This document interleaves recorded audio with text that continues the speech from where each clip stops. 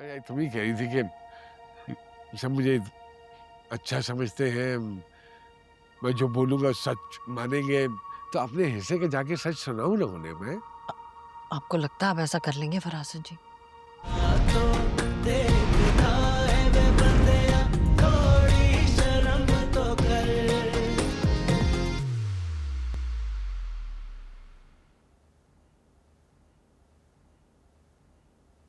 परेशानियों ने तो हमारे घर का रास्ता ही देख लिया जैसे फरासत जी।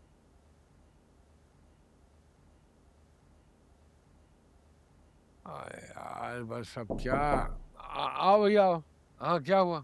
भाईजान वो असलम भाई और हाजी साहब आपसे मिलने आए थे, मैंने बाहर बिठा दिया उनको। अरे तू पागल है क्या? पागल हो गया बिल्लू? क्यों बिठाया उनको बाहर? क्यों बताया कि मैं घर में हूँ? वो दरवाजे पे खड़े थे, सामने आपकी गाड़ी भी थी। अब मैं क्या कहता हूँ उनको, हमेशा आप बाहर बैठाते हैं तो बिठा दिया मैंने भी। दिमाग खराब है, बेड़ा गर्क हो तेरा। तुझे कहा भी था कि फरासत जी का अगर कोई पूछे तो कहना कि सो रहे हैं, तबीयत खराब है उनकी। मैंने कहा था कि उनकी तबीयत खराब है, नहीं मिल सकते। इतना कह रहे थे कि मिलना है। वो पुरसी करने आए। अरे चला जाए इससे पहले कि मरू उठा के कुर्सी में।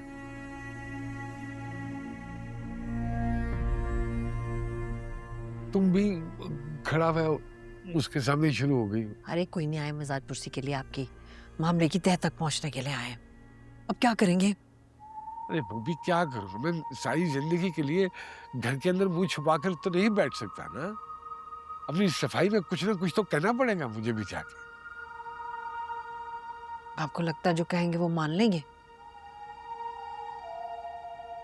अरे तुम ही कह रही थी कि सब मुझे अच्छा समझते हैं, मैं जो बोलूंगा सच मानेंगे, तो अपने हिस्से के जाके सच सुनाऊं ना उन्हें मैं। आपको लगता है आप ऐसा कर लेंगे फरासत जी?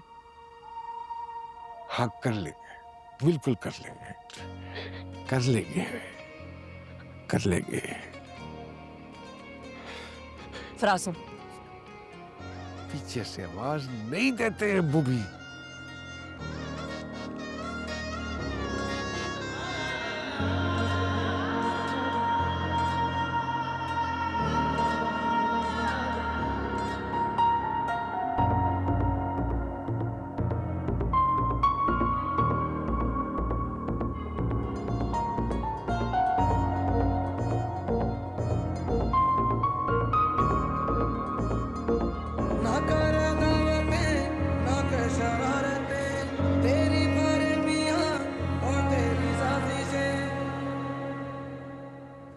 बस सब खैरियत है, ठीक है।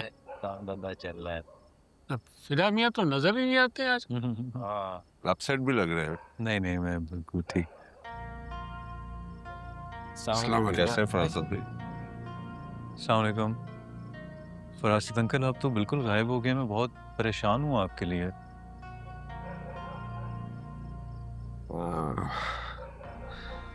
बस समाज मियाँ क्या, फिदा मियाँ क्या बताऊं मैं।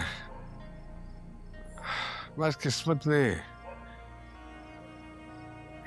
पलटा ही ऐसा खाया है कि बस पछाड़ के रख दिया है। ये फरासत मियाँ, ये आखिर इस कॉलोनी में क्या हो रहा है?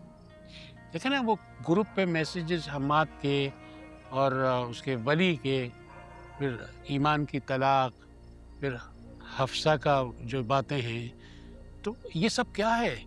भाई कुछ तो बताइए कि पता लगे अरे कि क्या मामला बताऊं है। मैं हाजी साहब, क्या बताऊं। इन सब ने मिलकर मेरी बच्चियों की जिंदगियों को तबाह कर डाला है। लेकिन फरासत भाई ऐसे कैसे? हम्माद ने शादी की पहली रात ही ईमान को तलाक दे दी। और हफ्सा की वो वीडियो जो उसने मरने से पहले ही रिकॉर्ड की थी, ईमान के मैसेजेस, और कैसे बोल रही थी वो, और उसने तो आपका नाम भी लिया है।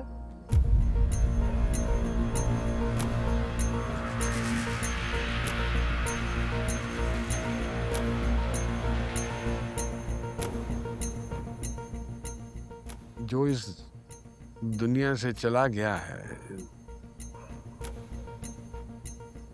उसके बारे में बुराई करने से मेरे अल्लाह ने मना फरमाया है।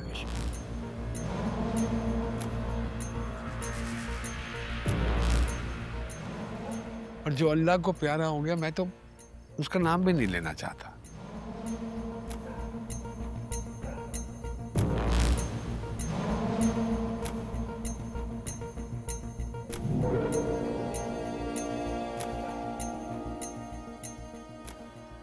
लेकिन हर इंसान को अपनी औलाद से बेइंतहा मोहब्बत होती है हाजी साहब। आपको नहीं अपनी औलाद का दुख नहीं बर्दाश्त होता, नहीं होता बर्दाश्त। बेशक।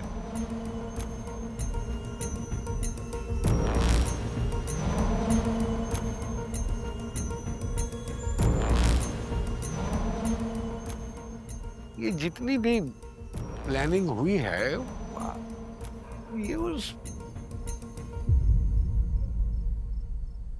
ये उस बच्ची ने, हफ्सा ने की है। सारी प्लानिंग उसी ने की है और फिर उसके बाद वो फौत हुई, अब इस दुनिया से चली गई। उसके बाद मेरी मासूम बच्ची का कोई कसूर नहीं था, उसने कुछ नहीं किया था। उन लोगों जैसा शैतानी दिमाग नहीं था उसका। वो तो पढ़ी लिखी थी, अपने काम से काम रखने वाली। बस उसका कसूर इतना था कि हमने हमाद के साथ उसका रिश्ता तय कर दिया था।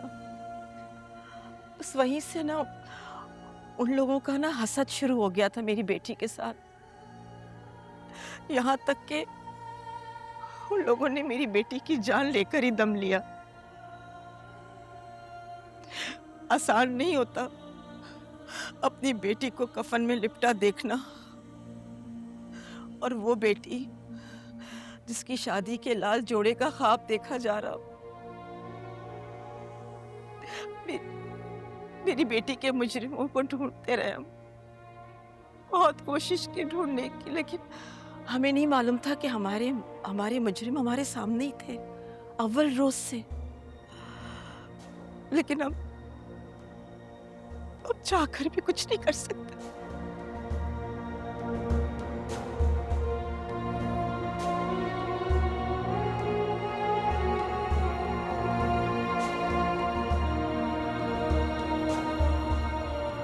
अरे हमाद का तुम खुदा का वास्ता नाम मत लो मेरे सामने।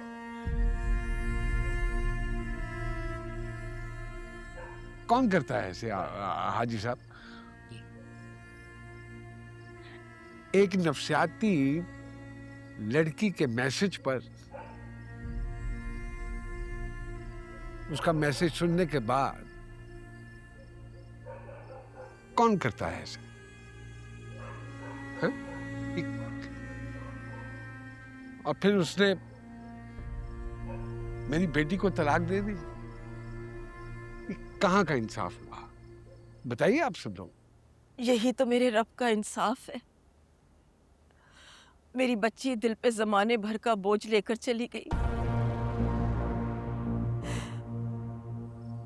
सही, बेशक।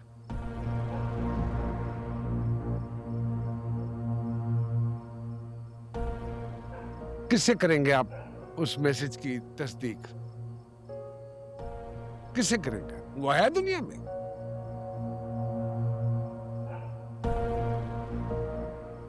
बस मैं तो ये समझता हूं कि मेरी बेटियों का कसूर सिर्फ इतना है कि उन्होंने अपने हक के लिए 2 लफ्ज बोले,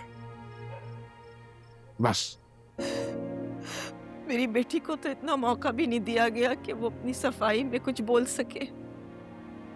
तुम लोग भी तो यही थे ना, किसी ने भी हमारी बातों पर यकीन नहीं किया।